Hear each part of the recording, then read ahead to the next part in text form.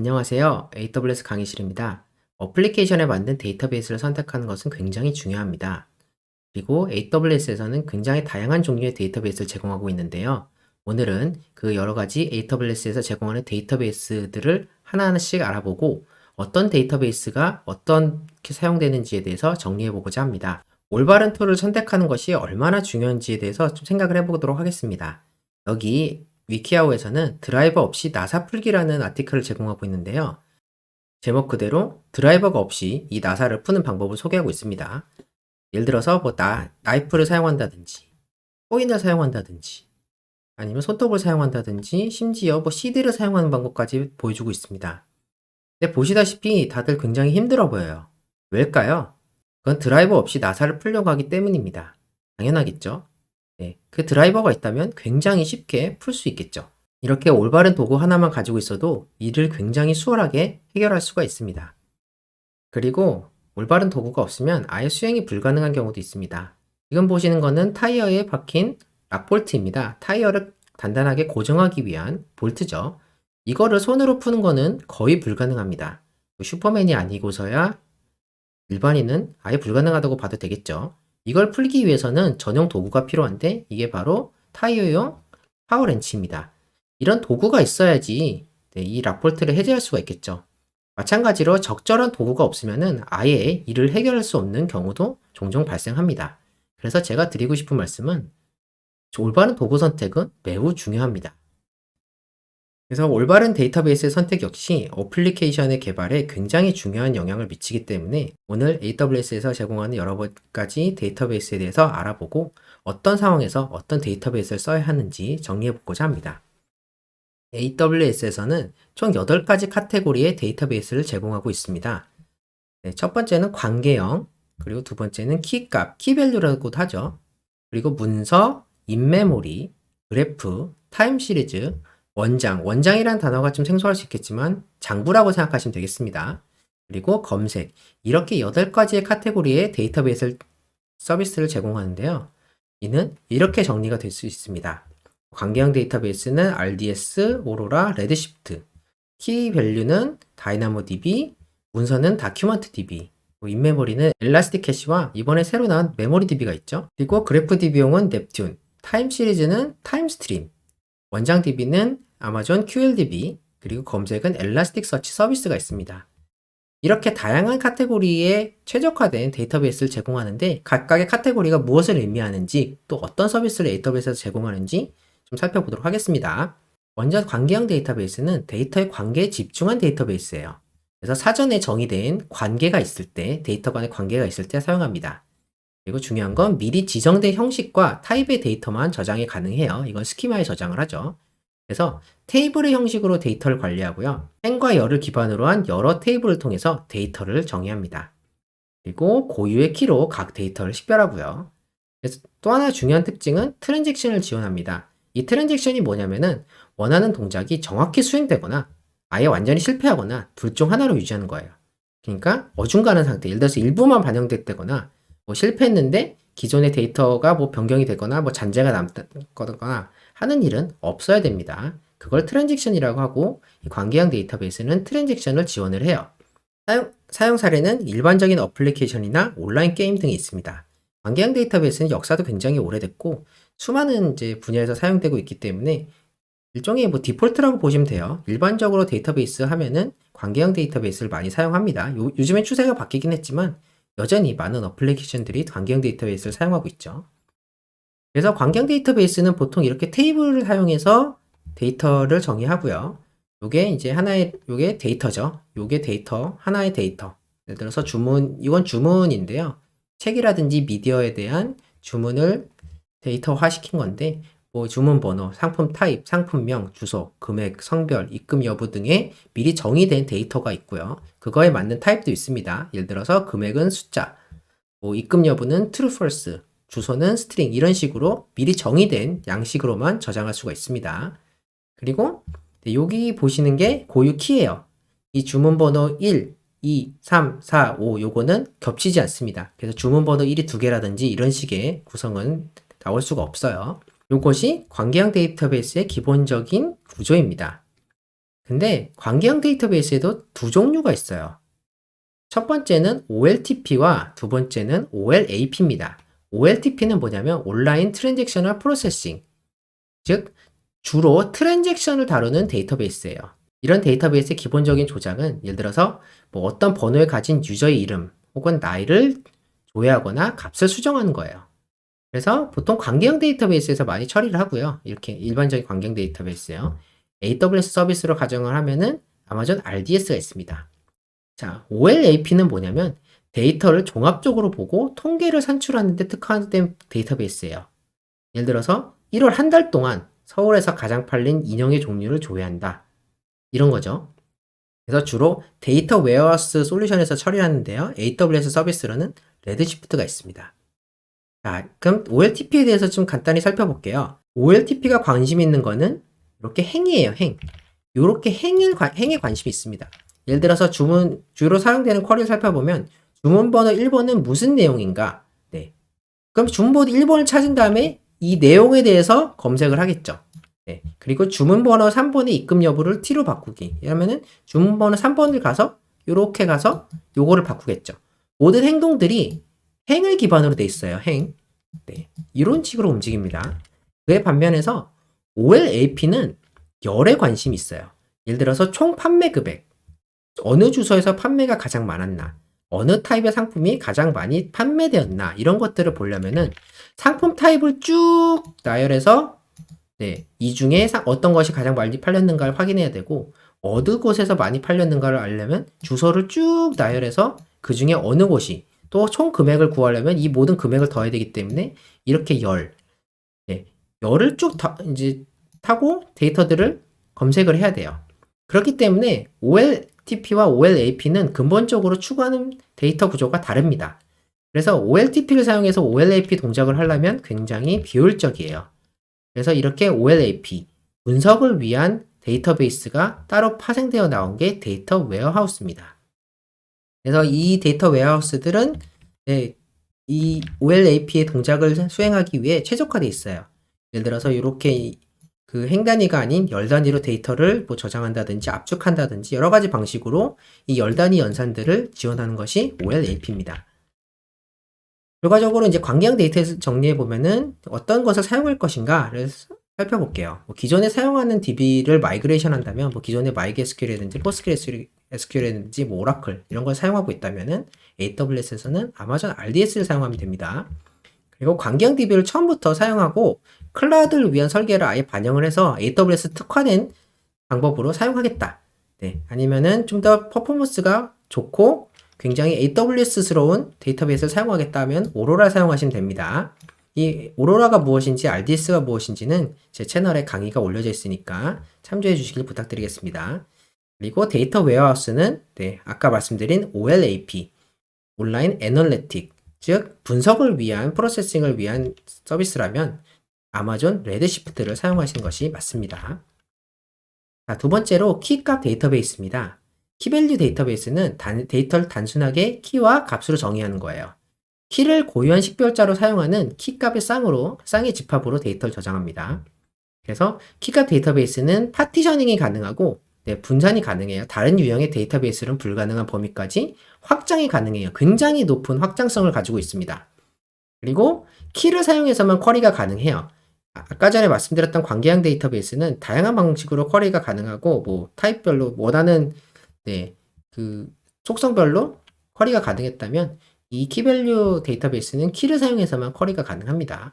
그래서 사용 사례는 세션을 저장하는 거예요. 예를 들어서 유저의 로그인 이후 통신 중에 사용되는 뭐 세션 정보를 저장하거나 장바구니 매니징. 예를 들어 장바구니는 굉장히 많은 데이터를 저장하고 그 상태가 계속 변하죠. 그래서 그런 데이터들을 상태 변경 처리가 가능하기 때문에 이런 키밸류 데이터베이스를 사용하면은 장바구니 같은 네, 어플리케이션을 빠르고 효율적으로 개발할 수가 있습니다. 네, AWS 서비스는 아마존 다이나모DB죠. 아마존 다이나모DB는 AWS에서 밀고 있는 굉장히 훌륭하고 확장성 가능하고 네, 효율적인 데이터베이스 서비스입니다. 그러면 다이나모DB의 테이블에 대해서 간단히 살펴보도록 하겠습니다. 다이나모DB는 NoSQL, 즉 미리 지정된 형식이 필요 없기 때문에 이렇게 자유롭게 데이터를 넣을 수 있어요. 파티션 키가 있고 정렬 키가 있고 기타 속성이 있습니다. 근데 이 속성들은 여기가 꼭 채워지지 않아도 돼요. 뭐 관계형 데이터베이스라면 여기 기본값이라든지 널이라도 채워져 있을 텐데 굉장히 다양한 형식의 데이터를 저장할 수가 있습니다. 예를 들어서 그 책 같은 경우에는 작가가 있고, 그리고 출시일은 공통되게 있더라도 책은 작가가 있지만 영화의 경우에는 감독이 있죠. 그리고 뭐 노래 같은 경우에는 가수가 있을 거예요. 이렇게 꼭 이 데이터 타입과 이 데이터 타입과 이 데이터 타입 간에 서로 다른 이제 속성이 있을 수 있어도 한 테이블 안에 같이 저장할 수 있는 것이 NoSQL 데이터베이스의 특징이고, DynamoDB는 NoSQL 데이터베이스에 속하기 때문에 이렇게 다양한 형식의 데이터를 한꺼번에 저장할 수가 있습니다.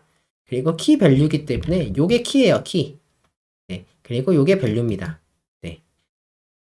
뭐 추후 말씀드리도록 하겠지만 다큐먼트 DB의 형식도 가지고 있기 때문에 이렇게 JSON 형식으로도 뭐 볼 수가 있어요. 아무튼 이렇게 자유롭게 데이터를 저장할 수 있고 키와 밸류로 DynamoDB에 저장한다 정도만 알고 계시면 되겠습니다. DynamoDB에 관해서는 제가 나중에 또 강의를 찍어서 올릴게요. 문서 데이터베이스가 있는데요. 문서 데이터베이스는 데이터를 JSON 혹은 유사 형식의 문서로 데이터를 저장 및 쿼리하는 데이터베이스입니다. 그래서 각 어플리케이션에서 사용하는 모델 형식을 그대로 사용 가능해요. 예를 들어 뭐 자바스크립트라면 JSON을 사용한다든지, 그래서 호환성이 좋겠죠. 그리고 네스트된 계층적인 구조로 문서를 저장 가능합니다. 그래서 문서 데이터베이스의 예제를 들어보면은 이렇게 생겼어요. 아까랑 좀 비슷하죠? 이렇게 말 그대로 문서로 데이터를 저장하는 것을 문서 데이터베이스라고 합니다. 지금 보시는 형식은 참고로 JSON입니다. 사용 사례를 살펴보면 컨텐츠 관리, 비디오 및 블로그, 뭐 포스트 같은 것들을 이제 그 메타데이터 같은 것들을 문서로 저장한다든지 아니면 추적한다든지 아니면 제품 카탈로그를 이 문서 데이터베이스에 그대로 저장을 했다 불러와서 그대로 뿌려준다든지 하는 방식으로 사용을 하면은 굉장히 효율적으로 개발을 할 수가 있습니다. AWS에 대응된 서비스는 아마존 다큐멘트 DB고요. 이 다큐멘트 DB는 몽고DB와 호환됩니다. 그리고 그래프 데이터베이스가 있습니다. 이 그래프 데이터베이스는 데이터보다 데이터 간의 관계가 더 중심인 데이터베이스예요. 그래서 각 데이터 주체 간의 관계와 연결을 분석하는데 최적화되어 있습니다. 이 그래프 데이터베이스는 이렇게 생겼어요. 그래서 뭐 요거는 일종의 뭐 소셜 네트워크를 보시면 되는데, 이 잭이란 친구는 애니와 친구고 이 애니는 누구와 친구고, 이렇게 이 잭이 누군지보다는 이 잭과 애니와 뭐 맥과 해리 이렇게 관계가 더 중요한, 어떤 관계냐, 뭐 프렌드냐 아니면 사촌이냐 뭐 친척이냐, 이렇게 누가 누구와 친구를 맺고 있느냐, 어떤 방향으로 이제 친구 관계가 성장이 되느냐, 이런 것들이 훨씬 더 중요하게 여겨지는 데이터를 저장할 때 그래프 데이터베이스를 쓰면 굉장히 효율적으로 관리할 수가 있습니다. 그래서 사용 사례는 뭐 소셜 네트워크, 아까 말씀드린 거에 정확히 부합하죠. 각 사람 간의 친구 관계 혹은 팔로우 관계들을 정의하고요. 그리고 이상 탐지도 할 수 있어요. 구매자가 평소에 구매하지 않은 물품을, 이 사람은 이런 물품들을 구매해 왔는데 갑자기 이상한 물품을 구매한다더라, 아니면은 뭐 이 패턴을 가지고 있는 사람들은 이런 관계를 통해서 구매를 했었는데 그게 아니더라, 갑자기 아닌 게 나타나더라, 이런 것들이 이상 탐지 혹은 추천 엔진, 누가 무엇을 구매했고 어떤 종류의 사람들이 어떤 상품들을 구매했는지 그리고 성향 같은 것들을 파악하고 저장하는데 특화되어 있는 그래프 데이터베이스입니다. AWS 대응 서비스는 아마존 넵튠입니다. 인메모리 데이터베이스인데요. 인메모리 데이터베이스는 말 그대로 메모리를 사용한 데이터베이스예요. 그래서 SSD 혹은 하드디스크에 저장한 것이 아니라 메모리에 저장하기 때문에 매우 빠른 읽기 쓰기를 자랑합니다. 단 하드디스크 혹은 SSD에 비해서는 내구성이 좀 떨어지는 것이 단점이죠. 그래서 사용 사례는 뭐 실시간 경매, 엄청나게 빠른 I/O 및 응답 속도가 필요한 경우에서 뭐 수만 명이 사용하는 경매 시스템이라든지, 이건 굉장히 빨리빨리 올라가겠죠. 이렇게 I/O가 굉장히 빠르다든지 아니면은 게임의 랭킹 보드처럼 실시간으로 매우 빠르게 변하는 랭킹, 여기에 뭐 공통된 거는 빠른 거예요. 이 속도가 생명인 그 데이터베이스이기 때문에 그래서 메모리 저장하겠죠. 빠르게 처리해야 되는 부분에 있어서 굉장히 강점을 보이는 것이 인메모리 데이터베이스입니다. 그리고 또 하나는 캐싱인데요. 자주 요청받는 메인 데이터베이스의 쿼리를 임시로 저장해서 빠른 속도로 유저에게 제공해요. 이 캐싱이기 때문에 아까 말씀드린 내구성이 좀 떨어지는 걸 보완할 수 있어요. 예를 들어서 캐싱은 날아가면은 주요 데이터베이스 내구성 좋은 데서 다시 불러오면 되기 때문에 이 내구성이 떨어지는 대신 속도가 빠른 것의 장점을 가장 잘 살릴 수 있는 것이 캐싱입니다. 네, 대응되는 AWS 서비스는 아마존 엘라스틱 캐시가 있고요. 얼마 전에 아마존 메모리DB가 출시가 됐죠. 이 메모리DB는 요 내구성이 떨어지는 메모리DB를 보완해서 내구성까지 확보해서 아예 메인DB로 사용할 수 있게끔 만든 AWS의 서비스입니다. 이 아마존 메모리DB에 관해서는 제가 8월 넷째 주 주간 소식에 잘 정리를 해놨기 때문에 참조하시면 좋을 것 같고요. 간단히 말씀드리면 엘라스틱 캐시는 메인 데이터베이스의 워크로드 분산하고 캐싱 기능으로 활용하기 위한 서비스고, 아마존 메모리DB는 아예 메인DB로 사용하기 위한 DB입니다. 그래서 조금 활용 방식이 다르고, 간단히 설명드리면 아마존 메모리DB가 내구성을 확보한 인메모리DB라고 보시면 되겠습니다. 사용 사례도 조금씩 다르죠. 엘라스틱 캐시는 쿼리 캐싱이나 세션 저장 혹은 임시 데이터 저장 등을 하고, 메모리DB는 아예 타임 시리즈 데이터베이스라든지 IoT 기기들의 메인 데이터베이스 등으로 활용이 됩니다. 다음은 검색 데이터베이스인데요. 데이터의 검색에 특화된 데이터베이스예요. 말 그대로 이제 검색을 특화하기 때문에 인덱싱이라든지 카테고리 기능에 특화되어 있고, 원하는 것을 빠르게 찾는 것이 목표입니다. 주로 저장을 위한 데이터베이스 이외에 특별한 목적으로 사용을 해요. 예를 들어서 저장은 MySQL에 하고, 아니면 DynamoDB에 하고, 이 DynamoDB의 검색 기능이 좀 부족하기 때문에 이거를 검색 데이터베이스를 활용을 해서 사용한다든지 하는 방식으로 합니다. 사용 사례로는 컨텐츠 검색, 예를 들어서 로그를 검색한다든지 유저 정보를 검색한다든지 색인을 한다든지, 혹은 로그를 분석해서 예를 들어 방대한 로그에서 원하는 조건에 맞는 로그를 검색한다든지, 아니면은 그 로그들을 시각화한다든지, 이런 식의 내용이 특화되는 것이 검색 데이터베이스고요. 그래서 AWS에 대응되는 서비스는 아마존 엘라스틱서치 서비스죠. 그래서 아까 말씀드린 대로 그 키밸류 데이터베이스는 검색이 좀 약해요. 키로만 검색할 수 있기 때문에. 그래서 이 대응된 서비스인 아마존 다이나모DB에 검색 기능이 좀 부족하다 싶으면 엘라스틱서치를 활용하면은 굉장히 상호 보완적인 서비스를 구축할 수가 있습니다. 그리고 원장 데이터베이스예요. 이 원장 데이터베이스는 신뢰성과 투명성이 중요한 데이터베이스예요. 간단히 말하면 장부예요. 장부는 누가 조작하면 안 되겠죠? 중간에 데이터가 비거나 데이터가 사라지거나 아니면은 일련의 장부 내용들이 조작되거나 이러면 안 되기 때문에 데이터의 정확한 변경 내역 및 무결성 확보가 굉장히 중요한 기능이에요. 그래서 간단히 말하면 장부예요. 제가 찾을 수 있는 장부가 이거밖에 없어서 온라인에서 순천대학교 페이스북에 보면은 이제 사회과학대학의 학생부의 회계 장부가 있는데, 보시다시피 이게 장부예요. 얼마를 썼고 지출이 얼마고 어떻게 얼마씩 들어왔냐, 그리고 얼마가 지출이 되고 얼마가 나갔느냐, 그래서 총액은 총 얼마냐, 이런 것들이 굉장히 중요하죠. 근데 아시다시피 이렇게 중간에 기록 하나가 날라가게 되면은 밑에 기록이 전부 다 바뀌겠죠. 그렇기 때문에 이 기록이 변조되지 않고 올바르게 유지되는 것이 굉장히 중요해요. 그래서 이 데이터베이스 종류 중에 장부를 위한 레저, 원장 데이터베이스라는 분야가 생기게 되었습니다. 그래서 이렇게 무결성을 유지하기 위해서 블록체인 네트워크 및 암호화 등의 기능을 통해서 무결성을 확보합니다. 사용 사례는 금융거래 기록이라든지 변경되면 안 되는 매우 중요한 이벤트에 대한 기록 및 감사로 활용이 됩니다. AWS 서비스는 아마존 퀀텀 레저 데이터베이스, QLDB라고 부르죠. 이 QLDB가 그 원장, 장부, 레저DB를 지원하는 AWS의 서비스입니다. 자, 마지막으로 타임 시리즈 데이터베이스인데요. 이 타임 시리즈 데이터베이스는 많은 이벤트를 시간 단위로 저장하기 위한 데이터베이스예요. 그래서 이벤트 핸들링에 특화된 데이터베이스입니다. 그래서 수만에서 수십만 건의 이벤트 데이터를 시간에 따라 정렬하고 특정 시점에 이벤트를 쿼리한다든지 이런 식의 기능을 제공한 것이 타임 시리즈 데이터베이스예요. 그래서 굉장히 많은 I/O가 발생하는 것이 특징이고요. 아까 말씀드렸던 인메모리 DB의 특징과도 좀 맞닿아 있기 때문에 AWS의 그 메모리 DB도 어느 정도 내구성이 확보된다면 이렇게 타임 시리즈 데이터베이스로도 활용이 될 수 있다고 합니다. 이게 타임 시리즈 데이터베이스의 모습이에요. 그래서 초단위라든지 밀리세컨드 단위라든지 엄청나게 많은 이벤트들이 계속 들어오고 있고, 이 이벤트들에 대해서 트랙하는 것이 굉장히 중요한 역할입니다. 그래서 이렇게 이벤트들을 추적하고 관리하는데 특화된 데이터베이스가 타임 시리즈 데이터베이스입니다. 그래서 사용 사례는 아까 말씀드렸다시피 IoT 기기 이벤트 관리, IoT 기기는 뭐 굉장히 많죠. 네, 뭐 수만 대가 될 수 있고 심지어 수십만 대가 될 수도 있어요. 이런 이벤트 기기에서 뭐 이벤트들이 뭐 몇천 건씩 발생한다면 엄청나게 많은 이벤트들이 발생하겠죠. 이런 것들에 대해 기록을 한다든지 분석을 하는 용도로 활용할 수도 있고, 또 말 그대로 분석 어플리케이션에서 게임같이 이벤트가 많이 발생하는 어플리케이션에 분석 데이터 및 분석 데이터를 캐싱한다든지 시각화할 때 사용할 수 있는 것이 타임 시리즈 데이터베이스입니다. AWS에서는 아마존 타임스트림이라는 데이터베이스를 제공하고 있습니다.